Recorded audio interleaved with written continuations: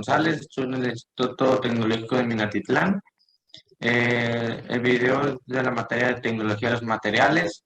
El tema del video es de la corrosión y deterioro de los materiales.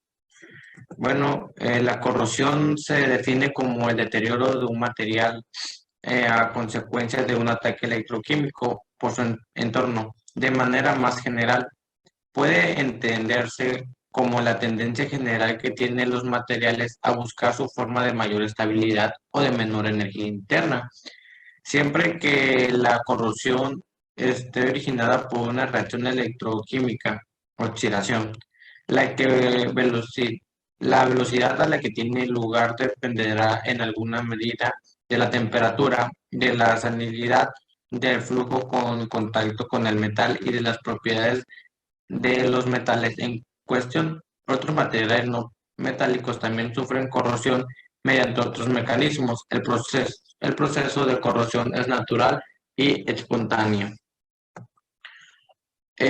Los tipos de corrosión, existen muchos tipos de procesos de corrosión diferentes que se caracterizan dependiendo tanto de la naturaleza del material y de las condiciones del medio ambiente, donde se desarrollen una forma común de clasificar los tipos de corrosión. Es mediante las siguientes cuatro categorías: corrosión generalizada, corrosión localizada, corrosión combinada con un fenómeno físico y otros tipos que ahorita se nos voy a nombrar. Empezamos con la corrosión generalizada, uniforme.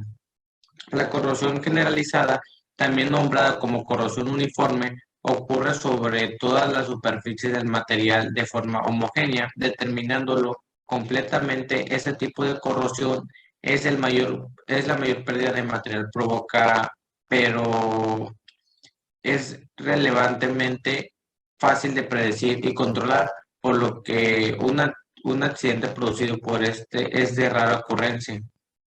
Se puede observar comúnmente en materiales, sobre todo en la industria de la construcción, a base de hierro o no aleado con metales inoxidables como el níquel y el cromo. La corrosión localizada, al contrario de la corrosión uniforme, representa un mayor riesgo potencial debido a su difícil detectabilidad, ya que se manifiestan en zonas específicas en el material, determinadas tanto por la naturaleza del material, la geometría de este y las condiciones del medio al que se somete. Esta es la corrosión galvánica. La corrosión galvánica ocurre cuando existe una unión física o eléctrica entre metales de diferentes naturaleza, los cuales en la presencia de electrolito forma una celda electroquímica donde el material de menor potencial electroquímico es el que corre. Esta es la corrosión por fisuras. Ese tipo de corrosión es similar a la corrosión galvánica, que se produce en zonas estrechas donde la concentración de oxígeno es mucho menor que el resto del sistema y cuyo efecto induce a que esta zona de menor concentración de oxígeno actúen como un ánodo, propiciando el proceso de corrosión. Corrosión por picaduras, el pitting. La corrosión por picaduras, conocida también como pitting, se presenta en materiales pasivados.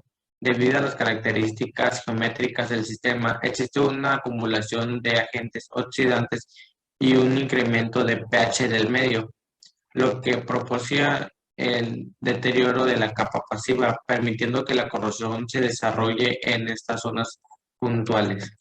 Está la corrosión por cavitación. La corrosión por cavitación ocurre en sistemas de transporte de líquidos hechos de materiales pasivados, donde por cambios de presión en el sistema se producen flujos turbulentos que forman burbujas de aire, las cuales implosionan contra el material del sistema, deteriorando la capa de pasivación, facilitando el desarrollo del proceso de corrosión de forma similar a la corrosión por picaduras, cuyo que diferencia se observa en que es el efecto de la cavitación en el mayor tamaño.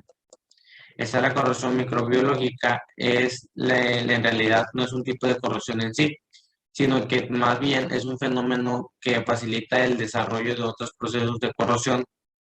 Las bacterias son de microorganismos más influyentes en este caso, por lo que también es conocida como corrosión bacteriana y se produce en sistemas de transporte de líquido, facilitando la corrosión por picaduras. Y pues también en protección contra la corrosión encontré que pues la protección de barrera es la que dan las pinturas, ya sean líquidas o en polvo. El depósito electrolítico como el zincado, el cromado, el estaño, etcétera, y los metalizados.